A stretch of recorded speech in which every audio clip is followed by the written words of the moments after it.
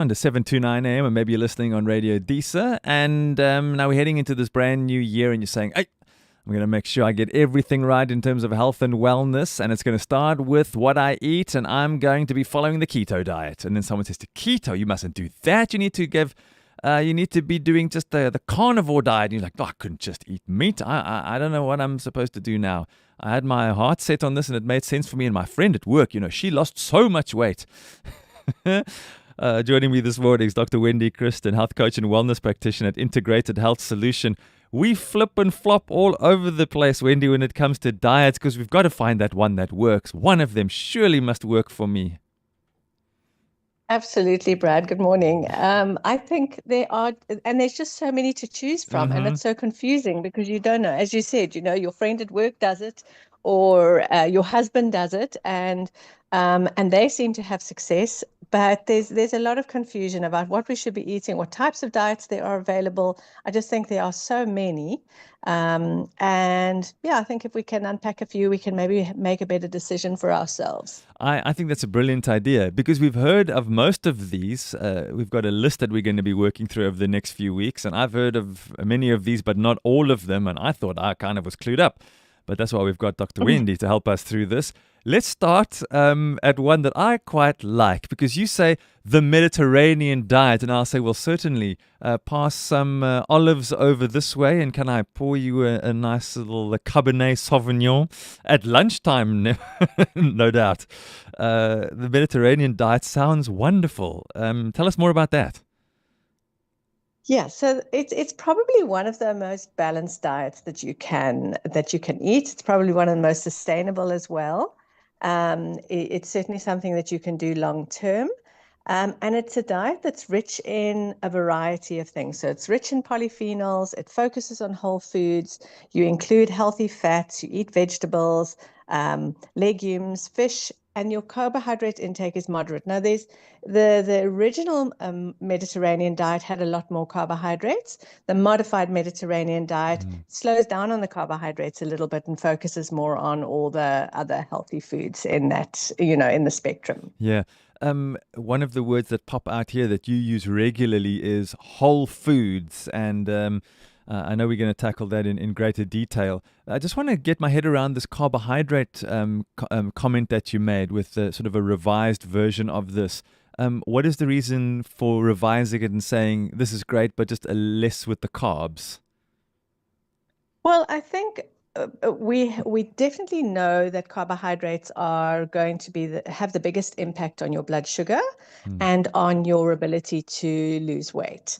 So carbohydrates are necessary, but we want the right types of carbohydrates. So complex carbohydrates are fine. Complex carbohydrates are the ones that take a long time to break down in your body, and they don't spike your blood sugar as quickly. The refined carbohydrates and the sugars, we definitely want to be cutting those out. And so this is why we say moderate carbohydrate intake and modifying the Mediterranean diet so that it's not all breads and, pastries and things like that, but that you're eating the right types of carbohydrate. Yeah, so you mentioned sustainable, and when it comes to anything worth doing, even outside of how we choose to eat, if we can do something regularly without it being too much of a chore, without it being too challenging, sustainability is key here because I don't want to do this for just a week or two. I want to be able to make this a lifestyle if this is the way I choose to go. So sustainability is key. What makes it so sustainable? Well, I think it is because you're eating regular foods, and it is something that the whole family can do. So you can adapt it. You can, your children can be on a Mediterranean diet. They can maybe have slightly more of the complex carbohydrates than you're having if you're wanting to lose weight. But you don't have to have preparation of 3 different meals because everybody's on a different diet with this kind of meal plan. And that for me is really nice. So you can buy the foods locally. They are easily accessible. And it's just a matter of adapting the way that you're cooking and consuming your food. But it's pretty much real food that you are eating. So we're not able to work through all of this, Dr. Wendy and I, and give you every this food and this food. But I'm sure you'll touch on a few of the foods so that we know more or less what you're talking about. Because otherwise we're going to do what we always do. We're just going to go to Google or wherever or to ChatGPT. And then we're going to ask it there, not always fully understanding why we need to do something. So What are some of those foods that we're talking about that we can focus on? You were talking about rich in polyphenols, healthy fats, vegetables, legumes. What are some of those things, if you could mention them by name so we can start getting our head around what we may be eating if we choose to follow this one? Okay, so if you're thinking about whole foods, you're looking at foods that you can actually recognize. Your healthy fats there would be things like avocado, olive oil. Your olives and your cheeses all fall under healthy fats as well. Eggs sort of double up as a protein and a healthy fat as well. You obviously want to be having proteins here as well. So that would be your meat, your fish, your chicken. They mention your fish, so that's any of your seafoods. Your legumes are also forming part of the protein group, and that would be beans and lentils and chickpeas and peanuts. Nuts fall, some of your nuts, peanuts are ground nuts, so they fall into the legume category as well. Your vegetables would be all of your non-starchy vegetables, as well as some of your starchy vegetables. So you're thinking about baby marrows and broccoli, cauliflower, cabbage, spinach, all your salad greens, tomatoes, cucumber, peppers, all of those lovely vegetables, and then pumpkin and sweet potatoes. Those kind of things would be acceptable carbohydrates to be consuming. You're mentioning so many things that we all potentially buy, that we know well. These aren't strange, weird foods that we're like, what is that? How do you pronounce that? And now I've got to go to a special health store, and how much is that going to cost? I mean, you're talking about stuff that we can buy at our local market, and some people are even growing these things quite readily in their little gardens, big or small. So this feels like something that's very possible to do. Where do we need to, as we wrap up this conversation this morning, where do we need to change this from the way that we might already be eating? What do we need to say? We're doing these things, do more of it, but now remember, you've got to leave out the, and then that ... That's the part that we need to change. Yeah. So I think, if you look at a typical Mediterranean diet, you'll see a pyramid. I've spoken before about the balanced plate. It's all about the ratios. Yes. So on your plate, you want to be eating the most of your foods should be in the middle of that pyramid. So it would be your white meats, say chicken, fish, your olive oil, your avocado, your nuts and your seeds, and those kind of things. The smaller portion on your diet would want to be your red meats and your processed carbohydrates, sugars, refined carbohydrates, so things like pasta and bread, white breads and white rice and all of those kind of things.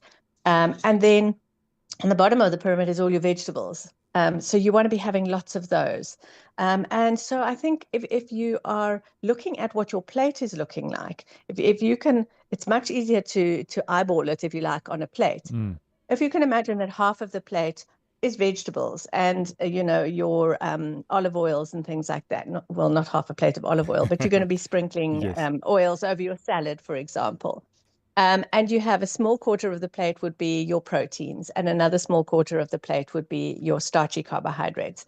Then your balance is more or less right for the Mediterranean diet. The problem comes in is when we're having a bowl of pasta with a little bit of mince on the top. Yes. The ratio is out.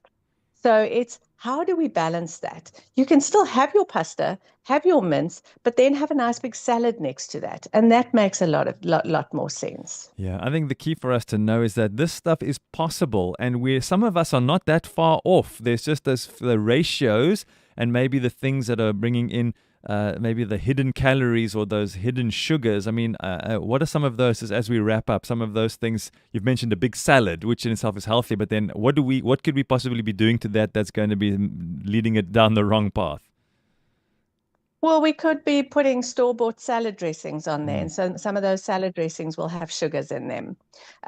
We could be maybe having too much bread with that. So, there's where we're finding those hidden things. We might be having a glass of wine and we're having a lot of starches on the plate. So then you're doubling up on your carbohydrate intake. Yeah. You have to remember that wine and desserts and fruits also all carry calories. Carbohydrates, they're higher in carbohydrates. Yeah, so those are the hidden little things that we need to watch out for. We're doing the best we can with the time that we've got available to us as we work through this list of the different types of diets, their benefits and their negative effects. You've heard about the Mediterranean diet. Great place to start. Maybe some things Dr. Wendy said you can already start implementing. I know I will. And we'll connect again next week and we'll continue with this thorough but outstanding list of the things we see around us. We hear that people are eating or following and we wonder, is that good for me? Is there a better way? We'll hopefully answer those questions for you here on a Thursday morning together with Dr. Wendy Christien, health coach and wellness practitioner at Integrated Health Solution. Go and check her out and go and visit her if you need some expert advice for your personal situation. Wendy, thank you for this morning. As always, I'm finding this massively fascinating. Also, you're making me hungry. And we'll chat again next week.